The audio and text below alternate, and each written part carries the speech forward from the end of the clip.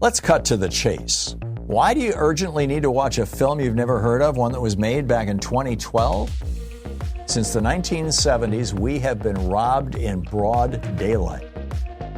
Heist tells the story of the real steal, a mind-blowing saga showing how corporations and billionaires conspired to sell democracy to the highest bidder and make the rest of us pay. When Heist first came out, some people saw the future, but not enough.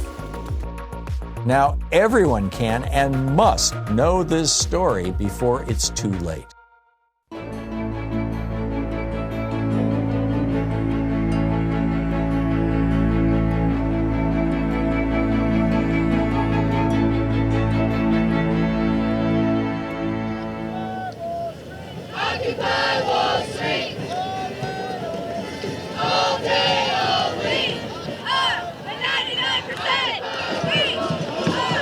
I'm here because it's time for a change.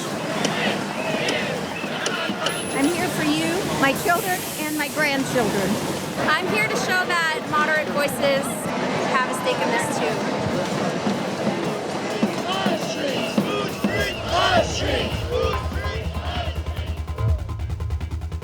Massive job losses, record home foreclosures and devaluations, lost retirement savings.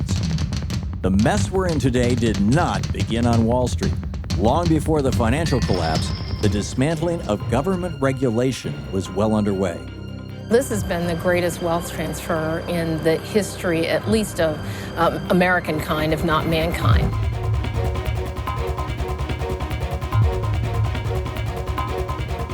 This is class warfare.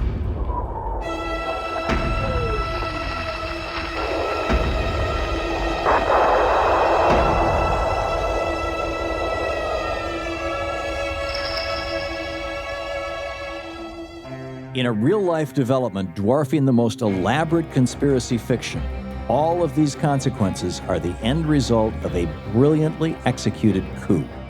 Everyday human lives, the common dreams of people everywhere, were never a factor. All that mattered was profit. Who did it? How were they able to pull it off right before our eyes? This is the story of the biggest heist in American history.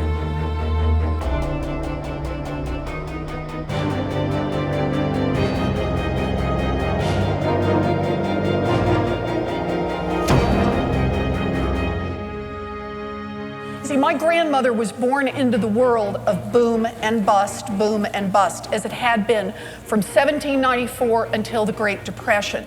Once upon a time, we knew in this country we had a Great Depression, and we had a stock market crash in 1929, followed by several years of 25% unemployment, of corporations declaring bankruptcy, of people in the streets on breadlines. I pledge myself to a new deal for the American people.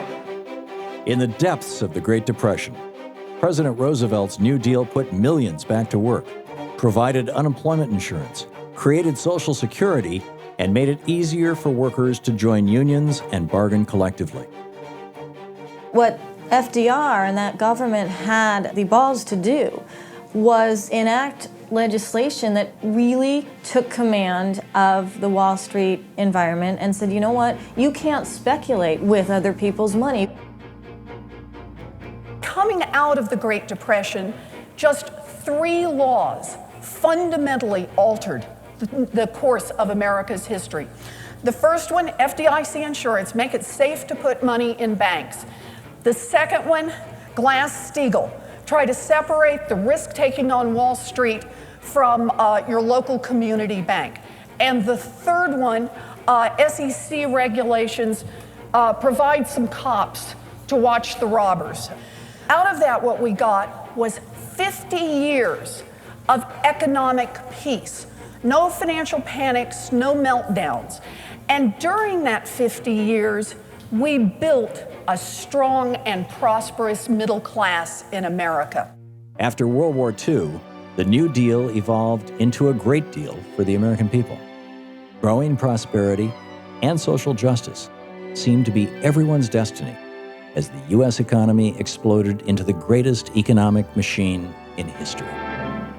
There has never been anything like the America of today, a nation so productive that the typical worker's family is able to afford conveniences and luxuries available only to the privileged few elsewhere. We had the home ownership rate in this country going from about 44% on the eve of World War II to 64% by the mid-60s. We had the blue-collar middle class, and entrepreneurs did beautifully. Corporate America did fine. The New Deal established that ordinary people had the right to protect themselves against corporate abuse. The early 70s expanded those safeguards with the creation of agencies like the Occupational Safety and Health Administration, whose mission was to protect workers. The Environmental Protection Agency was created to protect human health and the environment. Regulation is nothing more than the imposition of a set of rules to prevent the free market from behaving in a way which is contrary to the common good.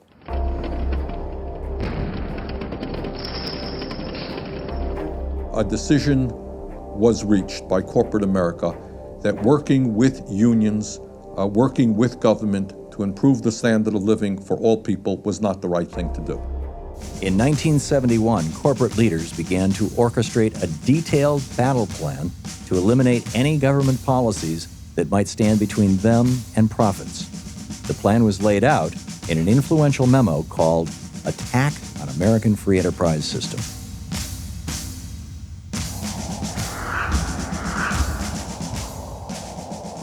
Lewis Powell was a well-respected citizen of Richmond, Virginia. He was a corporate lawyer, a partner in a prestigious corporate law firm, and friends with an executive at the Chamber of Commerce named Eugene Sydnor. And Sydnor asked his friend if he would draft a position statement that he could submit to the Chamber of Commerce that would then sort of form the framework for how to make the organization more able to confront what they thought was a growing threat to business interests.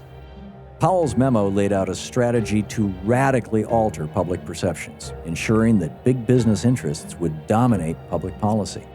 Powell advocated a vast purge of liberal elements in society. He saw how corporate money could own the media and talk louder than organized labor and consumer protection groups. But for Powell, a future Supreme Court justice, the real end game was business control of law and politics.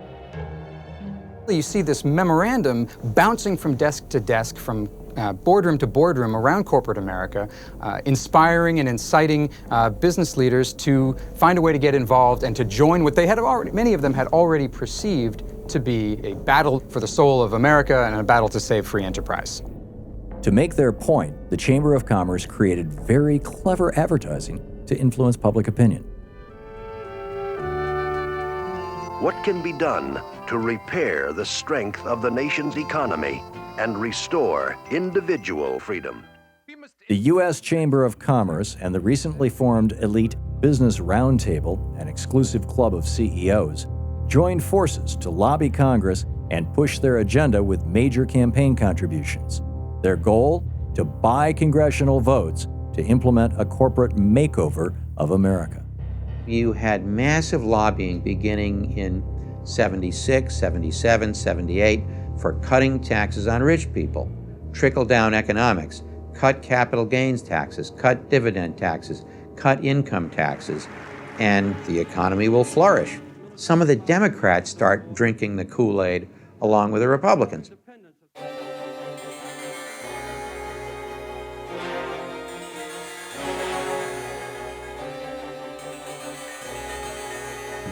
Next, big business set its sights on the biggest threat to their bottom line, the wages and benefits of the American workforce, especially union members who, starting in the 1930s, had won bargaining power for wages, working conditions, and benefits.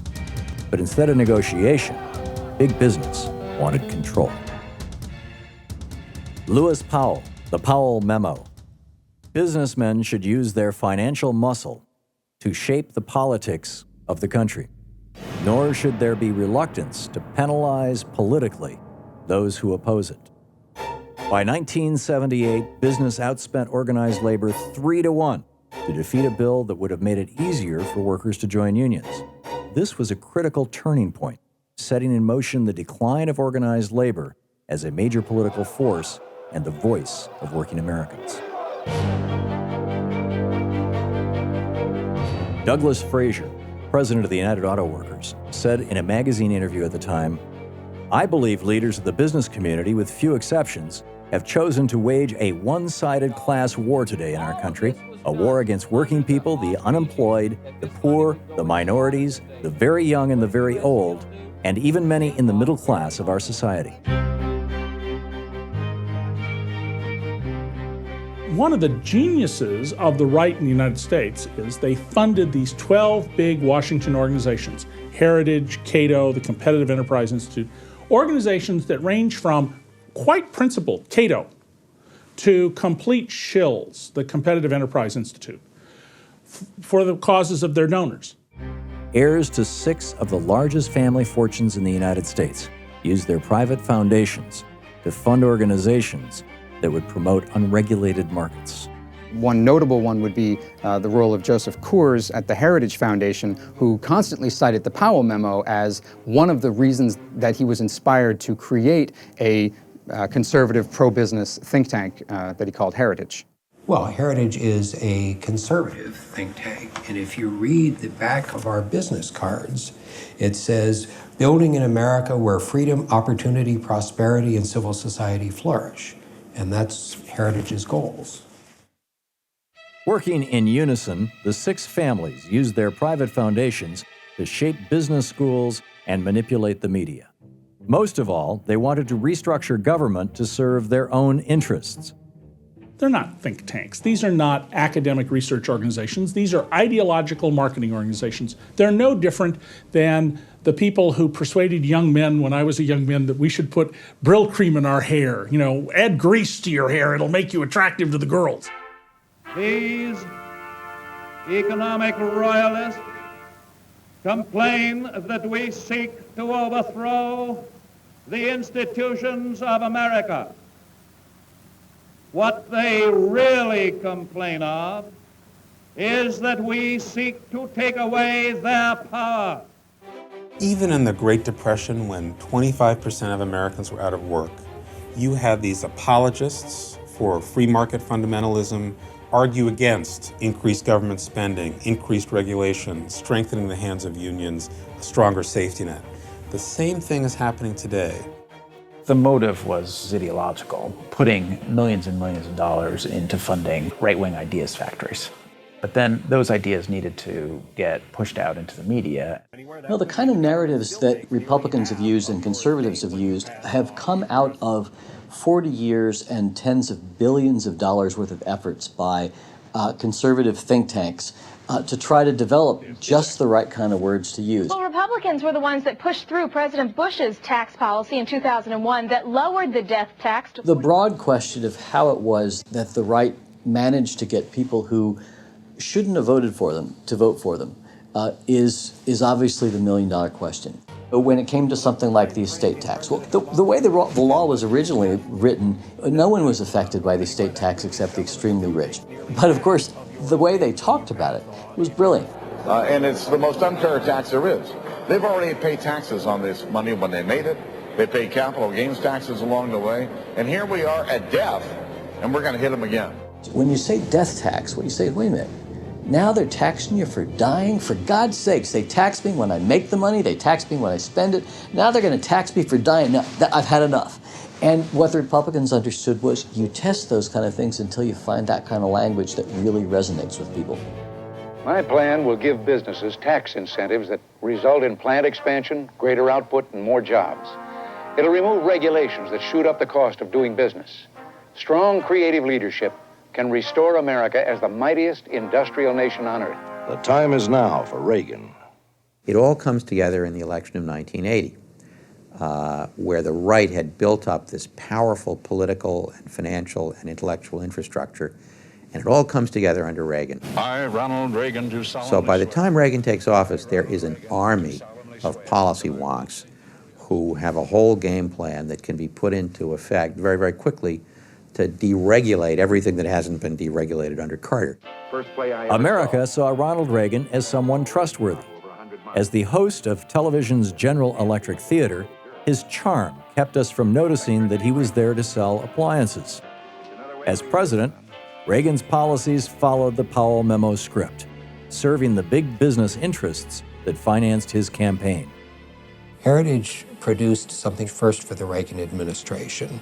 And what this was a catalog of how Heritage felt that government programs should be changed, reformed, eliminated, started, etc., to best meet conservative goals. The newly elected president handed out the Heritage Foundation's mandate for leadership to every member of his cabinet.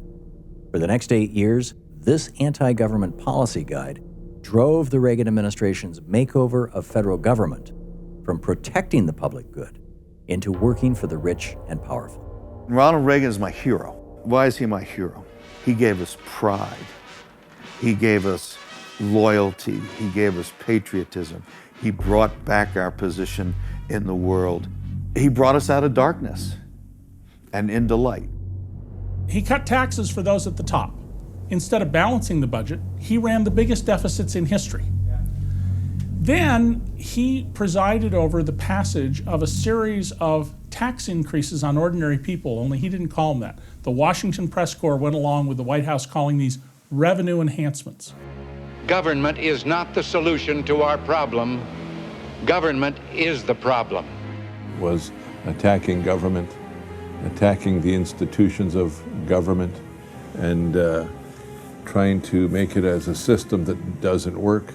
And in reality, rich folks don't need governments. They live in their own gated communities. They have their own security. They swim in their own swimming pools. They go to their own private schools. Rich people take care of themselves.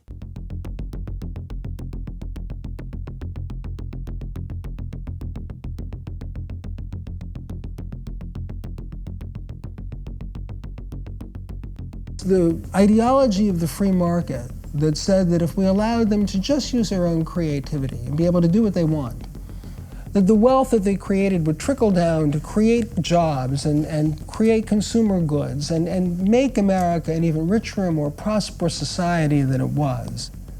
Well, all that was beautiful theory. You either believe in it or you don't. The whole idea of a free market is a myth to begin with. Markets are structured based on laws, and the real issue is who the structure benefits. There's just no question that when Ronald Reagan came in, the target of Reaganomics was the labor movement.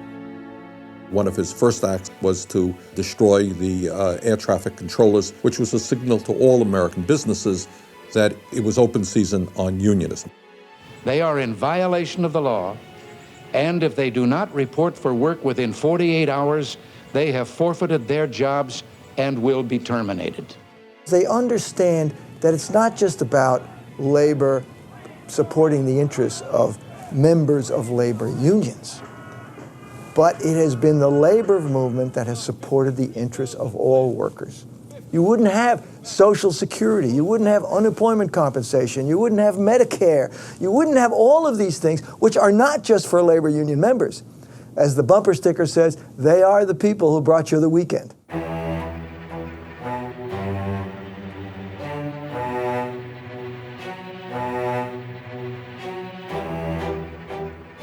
He was able to pull off an ideological counter-revolution, and by the time he was over, most of the New Deal had been dismantled.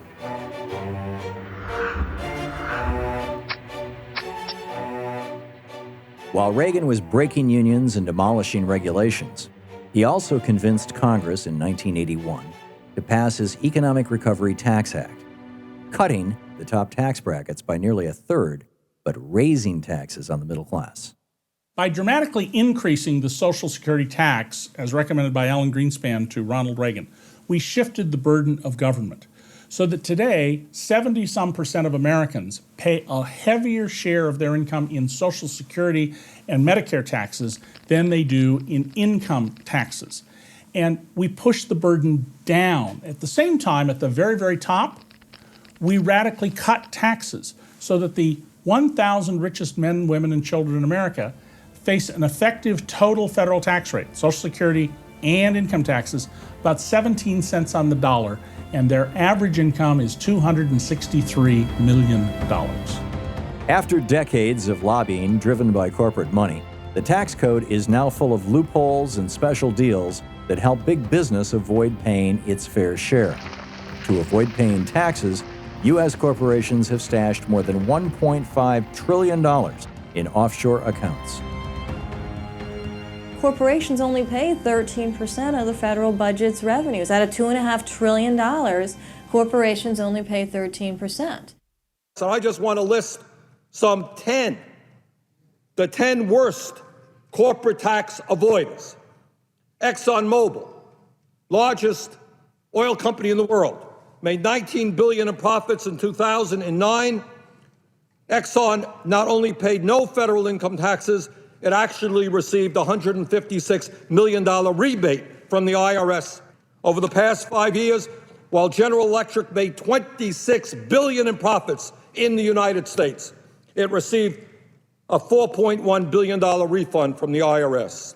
So if you're working stiff, you're making $30,000, $40,000 a year, you're paying taxes. But if you're Chevron and you made $10 billion in profits in 2009, you don't have to pay any taxes. You get a $19 million refund. The Powell Memo recommended constant surveillance of content in textbooks, newspapers, magazines, radio, and television, insisting that big business use the media to convince Americans that an end to business regulation would somehow benefit us all. For 38 years, the Federal Communications Commission had enforced the Fairness Doctrine, which mandated that all broadcasts over public airwaves offer a balance of viewpoints. In 1987, Ronald Reagan stopped enforcement of the Fairness Doctrine, opening the floodgates for corporate money to talk directly to America through the media. A few years ago, studies were showing that of the 350 top radio markets in the country, you had something like 90% of right-wing talk and less than 10% of progressive talk. Media deregulation is a big story. I think it's a threat to democracy. Most people don't have any idea what's going on. After his 1992 election, Democratic President Bill Clinton continued to implement key elements of both the Powell Memo and the Heritage Foundation's prescriptions for government by and for big business. In 1996, Clinton signed the first major overhaul of telecommunications law in 62 years. People have to understand that now there are just a handful of corporations that own the media, and every one of them has an agenda.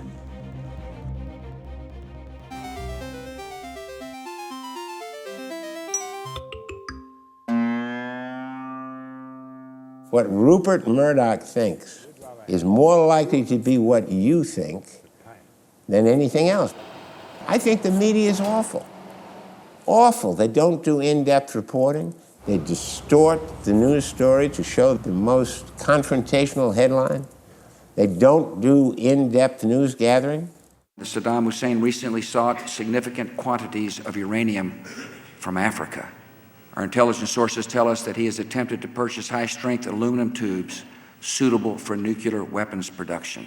20 years ago, nobody who was in journalism thought anything of saying to a politician to his face, "Senator, stop lying to the Los Angeles Times.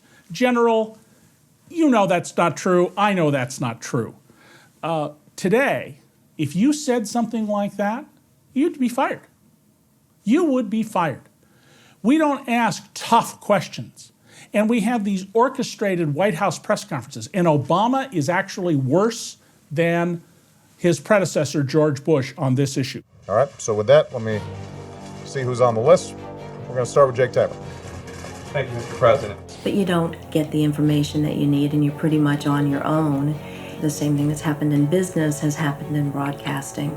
It's just completely profit-driven.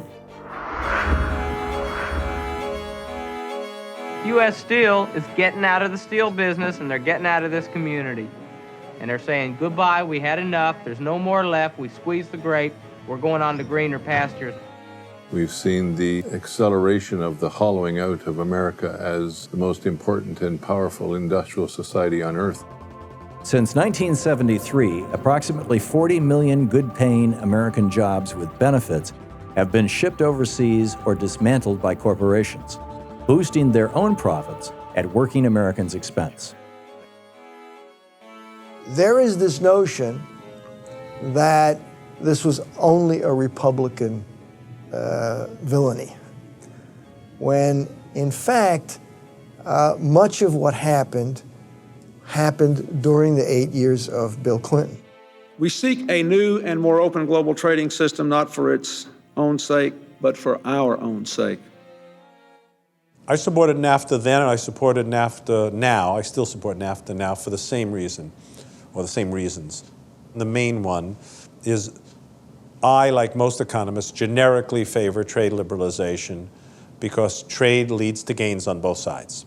As Jorge Castañeda, who was later finance minister of Mexico, once said, he said, NAFTA was an arrangement between the rich and powerful of all three countries, leaving ordinary people out. What that really means in simple language is that corporations are able to move anywhere in the world they want to seek cheap labor and exploit people, and use that as leverage against workers here in the United States of America.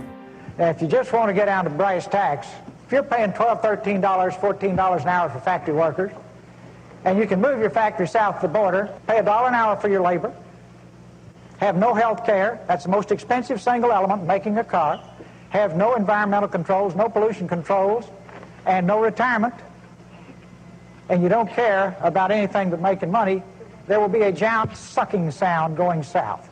If you look at the statistics since NAFTA, in all three countries, the wages of workers have been stagnant, the productivity of workers has skyrocketed, and workers in all three countries have gone into debt in order to maintain their living standards. We also saw a massive movement toward unfettered free trade.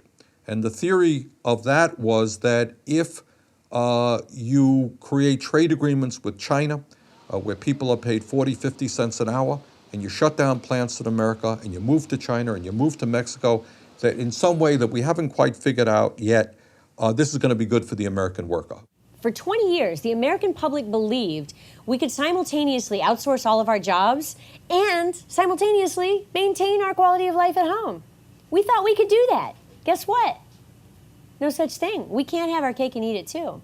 We are eviscerating our manufacturing capability, all in the name of lower prices, all in the name of free trade, all in the name of the market always knows best. The market doesn't know best.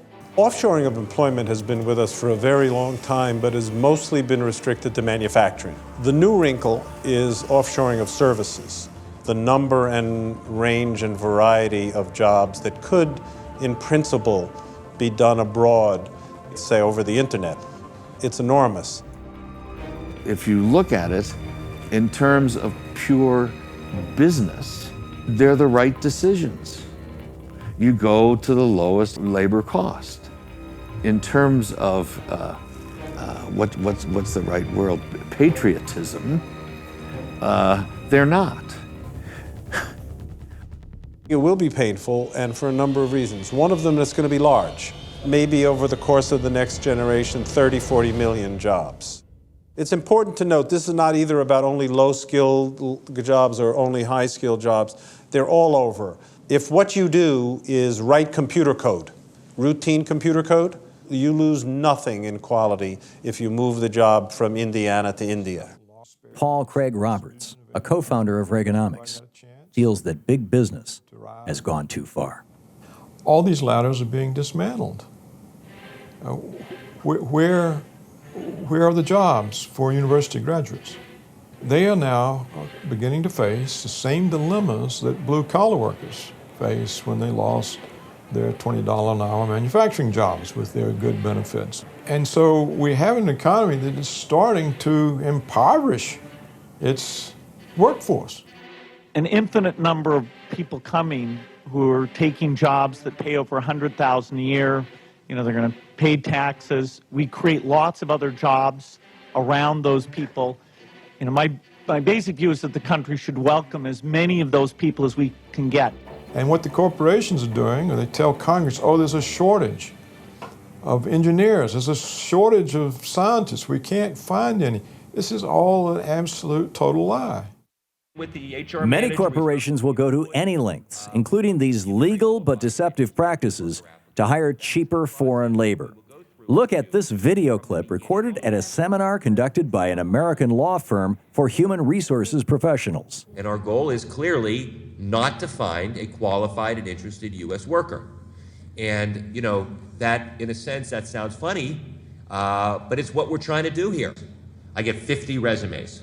My God, this is the last thing I want to do is interview these 50 people. Does the law require that I actually interview each and every candidate? You don't have to interview each and every candidate. If it gets to the point where somebody's looking like they're very qualified, we ask them to have the manager of that specific position step in and go over the qualifications with them. If necessary, schedule an interview, go through the whole process to find a legal basis to disqualify them for this particular position. Have you ever talked with displaced workers yourself? Have I ever talked with this? The fact that I'm thinking this means the answer is either no or almost no. I can't offhand remember a case. You know, we professors tend to be ivory tower types.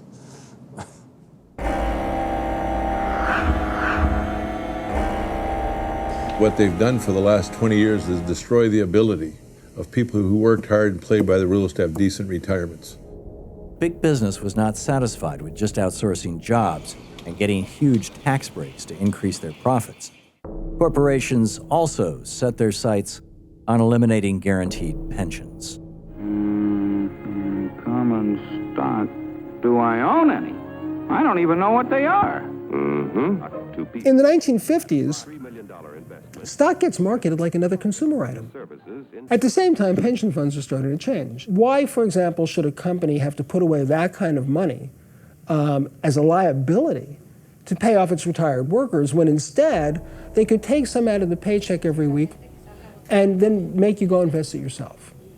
And that's what they did. So why not put your money to work? Put my money to work? That's right, Mr. Finchley. You can own a share of American business. You know, there's a joke that compensation executives tell each other. What's a four-letter word that starts with an F, ends with a K, and stands for screw your workers? 401k. 401ks are a subtle kind of pay cut, and they're bad economics. Defined benefit pension plans were on top of your salary.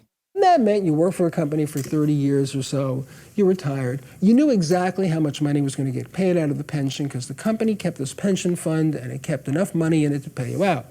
Under a 401k plan, you have to save money out of your paycheck, so you have less money. A company may give you a match, but these plans typically save a company 50% or more in the plan.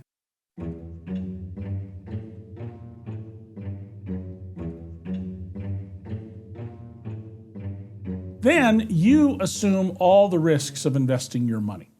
If the average person could manage investments, then why in the world would they pay the gigantic salaries that they do on Wall Street?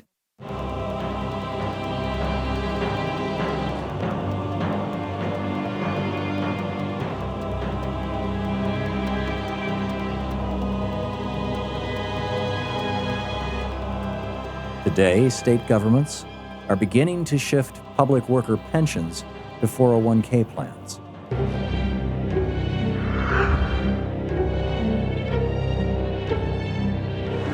This Social Security measure gives at least some protection to 30 million of our citizens. Social Security is an incredibly important benefit. I'm here to support the Social Security benefits that my parents get, and I'm here to support the Social Security benefits that I hope to get and my children hope to get. Social Security is not just a retirement benefit, it's a three-tier benefit. So it helps millions of seniors stay out of poverty and live a decent life in their retirement. But it also helps disabled people. When disabled people need our support as a society, it helps them function. And just as importantly is the survivor benefit so that if working people are killed, unfortunately, in some circumstance, their children will have a source of income.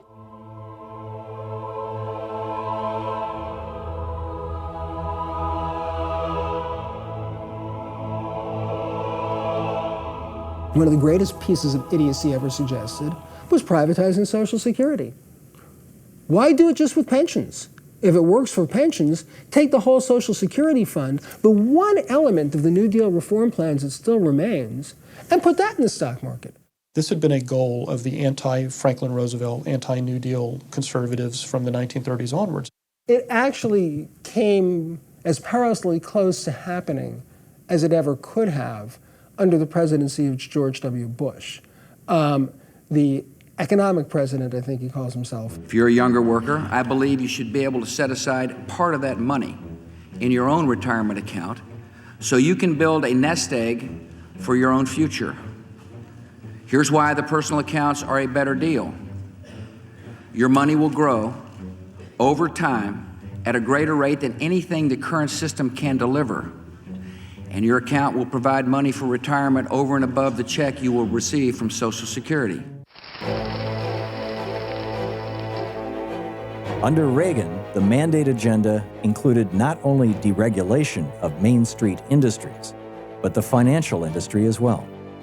This set the scene for a future disaster on a scale previously unimaginable, starting with the hundreds of savings and loan bankruptcies of the late 1980s.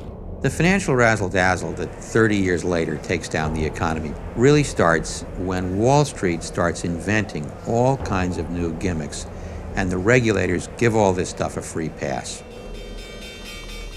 Everything has rules. You know, baseball has rules right down to how many stitches are on the baseball. And when you remove the rules, you enable people who behave badly. The purpose of rules is not to regulate saints. It is to deal with people who are sinners. Once Wall Street was deregulated, their profits mushroomed. Large commercial banks like Citicorp watched with envy. And in the mid-1990s, they too began fierce lobbying to get their slice of the pie. In 1933, Congress passed a law called the Glass-Steagall Act. And that law said, well, you know, it doesn't take a genius to figure out if allowing banks to invest in speculative securities brings down the banking system when the market fails, then maybe we shouldn't let them do it. It was very simple. It maintained that commercial banks that were responsible for individuals' deposits and savings and lives were kept separate and were backed by the government from the more speculative, risky trading activities of the investment banking community. It worked so well that people forget. And in 1999, a genius by the name of Phil Gramm, aided by a brilliant president named Bill Clinton who signed the bill, and pushed by a free market ideology that had been peddled to the United States people since the day Ronald Reagan was elected, said, we don't need Glass-Steagall anymore, we haven't had bank panics. Glass-Steagall was the longest-lived and most successful financial law ever passed, protecting consumers and investors alike. Within a year of Glass-Steagall's repeal in 1999, President Clinton signed the deceptively named Commodity Futures Modernization Act, deregulating shadowy financial products known as derivatives. One of those instruments, known as the credit default swap, became the prime culprit in the 2008 worldwide financial crisis. The head of the Federal Reserve Bank at the time, Alan Greenspan, endorsed these changes, giving the green light for Wall Street to once again become a casino. It was Alan Greenspan, who was an extreme conservative, and there was a period, in the 90s when Greenspan was widely praised as this genius, and he got out just in time. He got out just before the crash, and his policy of deregulating everything and financing all of this speculation with very cheap money, that's going to look a lot worse in light of history than it did at the time. He wanted to give Wall Street really a gift at the time, which was cheaper money, which is why he cut rates. And all the speculators take advantage of the very cheap money, and they invent a whole bunch of new toxic stuff like subprime. In the last 10 years, something crazy happened. the multiple of the value of housing to people's incomes went through the roof. And that was a classic case of a speculative bubble. And this was engineered on Wall Street. Because there was so much trading, there appeared to be demand for mortgages, which meant it appeared there was a demand for homes being sold, which inflated the actual cost of homes. There was some sense that, well, maybe even if it goes down, we won't be the last company holding the ball. Wall Street paid their chief executives hundreds of millions of dollars for screwing us up and losing our money. And we paid them a huge premium for this. We said, boy, these are really smart guys. They're not smart guys. You and I would never have made those loans. Where do you think you made a mistake then? I made a mistake in presuming that the self-interest of organizations, specifically banks and others, was such as that they were best capable of protecting their own shareholders and the equity in the firms. The consequences of this mistake are huge. Again, it wasn't accidental. This wasn't just random delusion. It was prevalent because so many people were making so much money. As soon as the casino goes bust, they want government to bail them out. Now, that's not a free market. That's socialism on the downside and capitalism on the upside. If Greenspan and Rubin had really believed the ideology that they preached, they would not have bailed out the S&Ls the way that Greenspan did. They would not have, Rubin would not have bailed out the Wall Street holders of Mexican bonds in 1995. Greenspan would not have bailed out the stock market in 2000 and 2001. The only explanation I can have for this is that it's a class question. These people were protecting their class.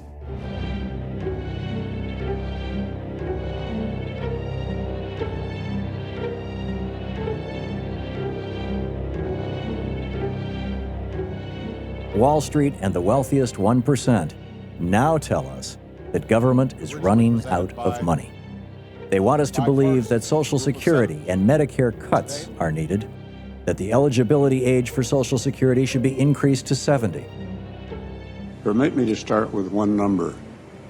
$53 trillion in today's dollars is what the country owes, is projected between our future liabilities, our national debt, and our huge unfunded promises for programs like Social Security and Medicare. Pete Peterson and the Concord Coalition come in and say, oh my God, we've got these enormous deficits, and instead of focusing on the cause of the deficits, which are the Reagan and the Bush tax cuts, they then say we have to take an axe to all of these middle-class entitlement programs. Peter G. Peterson, a multi-billionaire who was one of the founders of Blackstone, which was a private equity company. He gave $1 billion to set up the Peter G. Peterson Foundation, which hired the former head of the GAO, Government Accountability Office, a man named David Walker. It's the price we proudly to go around the country and crusade for the idea that what is wrecking the economy is not people like me, Mr. Peterson, but what is wrecking the economy is Social Security.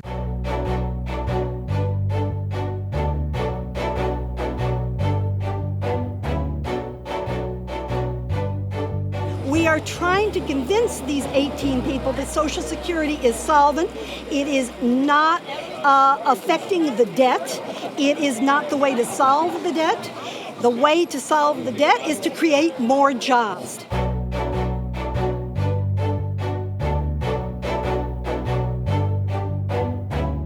I think we're in a situation now where I have to modify my philosophy a little bit, and maybe a lot. I'm just being totally honest. The guy comes up and says, I'm going to do away with Medicare. I will campaign against him like you have never seen, because I'm a beneficiary of Medicare. The guy who wants to get rid of Social Security, I put a whole lot of money into Social Security. I want mine back.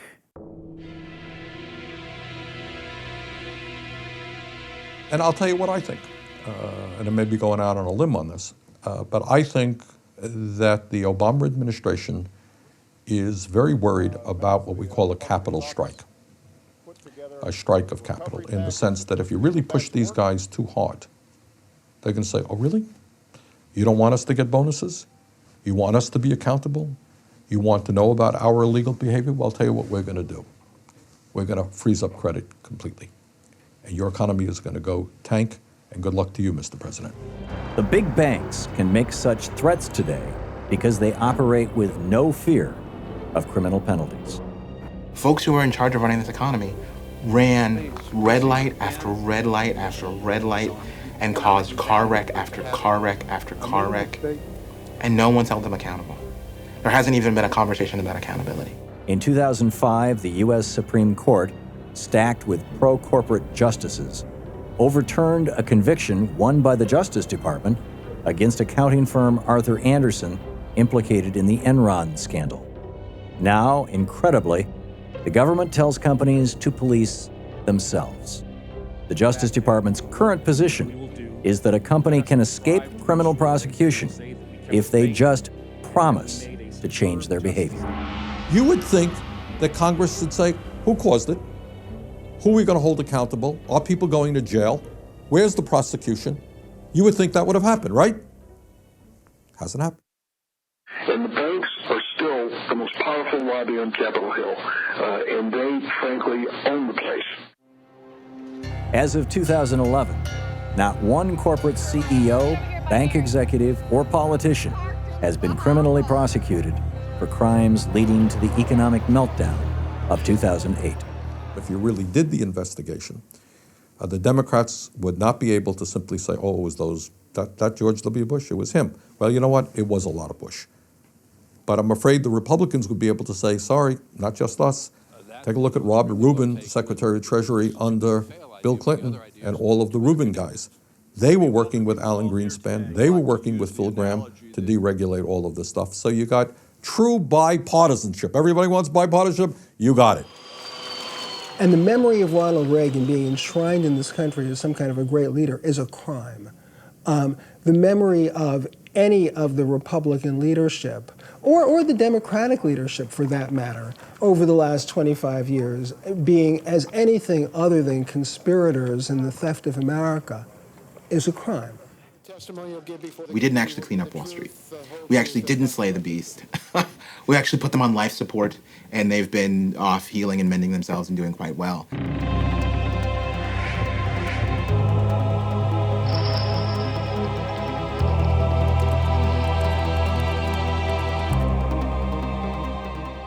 For 30 years, we've been turning up the heat on average Americans slowly. And it's been turned up at such a slow pace that if you say this is a crisis, people look at you as if you're weird. When the majority of the American public can no longer feed their families, we're going to have a crisis. And that's where we're headed. We don't want to see our way of life go away. We don't want to see our standard of living decline dramatically. That's what's at risk.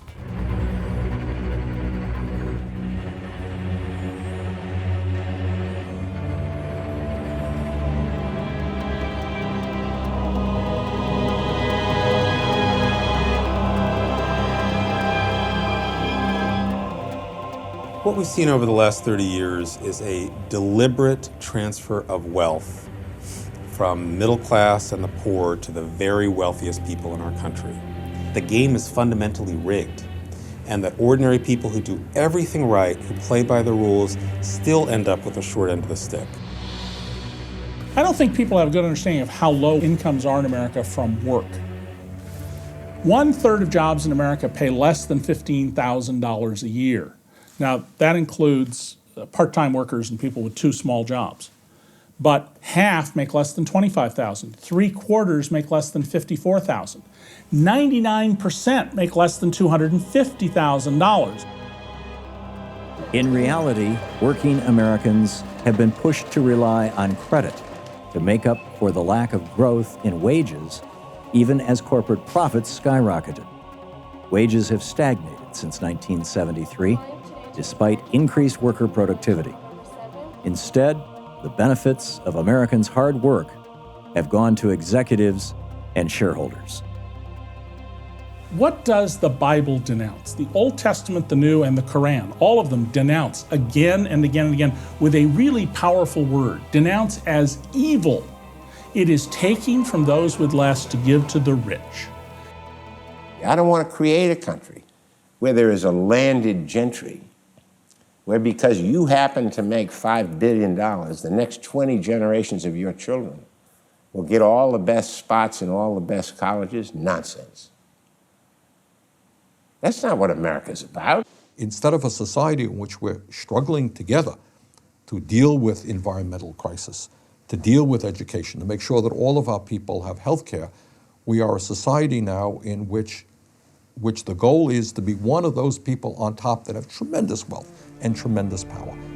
Everybody was shocked by Hurricane Katrina and by these images of poor African Americans and other people abandoned, stuck on rooftops, waving American flags for 2, 3, 4 days, holding babies, without a drop of water, without the U.S. government, the richest country in the world, being able to get them a scrap of food after 3, 4, 5 days. People were shocked, and it was shocking. But what nobody wanted to address was, it was the logical, necessary, inevitable outcome of 30 years of public policy that both parties had championed, saying, if you're poor, you're on your own. If you're poor, sink or swim. And it's better for you. It's morally right that we won't help you if you're poor. You should pull yourself up by your bootstraps, and if you can't cut it, you should be left to sink or swim. Your wife passes out, she's had a heart attack on the floor. Who do you call? You call the local government, and you expect the local government to do something. Government's not evil. Government is sometimes incompetent. Right? Government is unresponsive. Government isn't held to a sufficiently tight mandate. But government can do things that private citizens cannot do.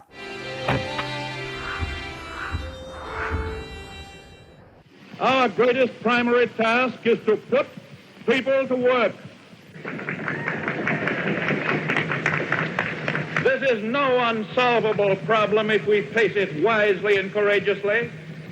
It can be accomplished in part by direct recruiting by the government itself, treating the task as we would treat the emergency of a war. When we did all the great things that we did in this country, we did it as a matter of national security and collective self-interest. So you look at the railroads, you look at the interstate highway system, you look at the internet, you look at any of the things that really fundamentally changed the way our economy worked. It wasn't done fundamentally on a market basis. There are only two kinds of power in America. There's organized money and there's organized people. One thing is really clear, the powerful corporate interests have had it good for so long, they're not going to let go without a fight. And I think that we have to be very clear about that and ready to fight back. And I say we fight back with organizing, we fight back with good policy, and we fight back with strategies that are about achieving victory. The people who do the work, we're not the problem. The problem is the political system that's trying to divide us, the political system that's given tax breaks to the rich and the ultra-rich that they don't damn well need. That's the problem. Never in my entire life have I been so proud to be an American. This right here in this building is exactly why our country was created. This is the definition of democracy. To me, what the American dream was about, and what is and what the hope is in it, is that people get to live up to their full potential. You get to create who that is. And to me, that hasn't been lost. What's been lost is the part of the American dream that was this sort of white picket fence, 2.5 kids, and some big SUV in the driveway. We have to recast what that means now, to have a much more inclusive dream and vision about what it is to be in this country, to making a life in this country. There's an opportunity to reframe the American dream.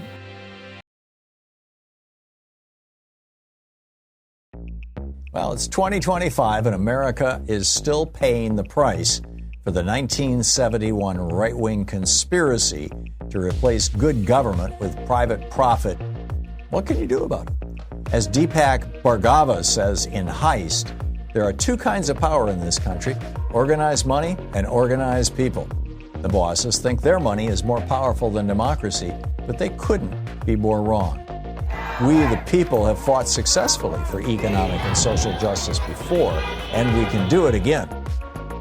Think about this pro-democracy movement as a war between big money and the rest of us. To defeat this coup, we must offer a political and economic program that speaks to the needs of all Americans. Our website, heist-themovie2025.com, provides detailed resources to get you up to speed, including books, podcasts, and organizations already engaged in co-creating the resistance. Here are some things you can do right now. Learn how nonviolent action can topple dictatorships. Share this film with your friends, family, and coworkers. Learn about groups that have developed practical, easy-to-use tools to oppose authoritarians and make democracy real. They'll help you bring together friends and family to take action and support each other. Two of our favorites are Indivisible and 5051. Speak out. Go to town halls. Talk frankly with friends and family. And hold your leaders accountable. Don't let the bullies silence you.